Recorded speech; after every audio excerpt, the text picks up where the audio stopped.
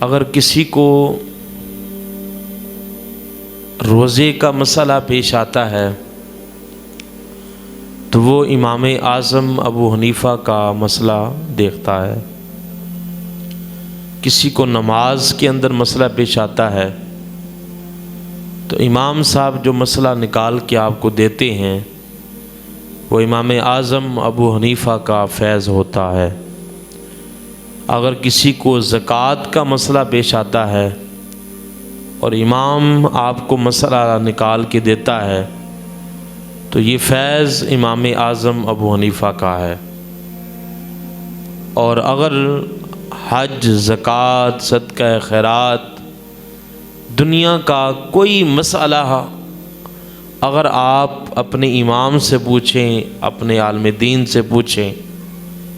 اور وہ آپ کو جو اس کا جواب دے گا، اور امام صاحب جو ہیں آپ کو جواب جو عنایت فرمائیں گے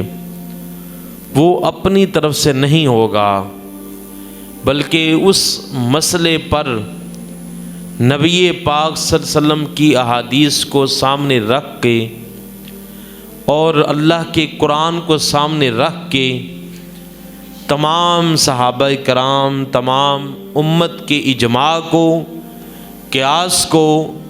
ان تمام چیزوں کو سامنے رکھ کے جو مسئلہ اخذ کیا جاتا ہے تو یہ امام اعظم ابو حنیفہ کا ہی فیض ہوتا ہے۔ امام اعظم ابو حنیفہ رضی اللہ تعالی عنہ علمی لحاظ سے اس قدر ذہانت کے ماہر تھے، حضرت عبداللہ بن مبارک اپنی زبان سے اس بات کا اقرار کرتے ہیں۔ آپ فرماتے ہیں کہ اگر آدھی دنیا کی ذہانت ایک سائیڈ پہ رکھ دی جائے، آدھی دنیا کی عقل، آدھی دنیا کی ذہانت، سمجھداری اگر ایک سائیڈ پہ رکھی جائے، جمع کی جائے، اور دوسری طرف امام اعظم ابو حنیفہ کی ذہانت کو رکھا جائے تو امام اعظم ابو حنیفہ کی ذہانت پھر بھی زیادہ ہو جائے گی۔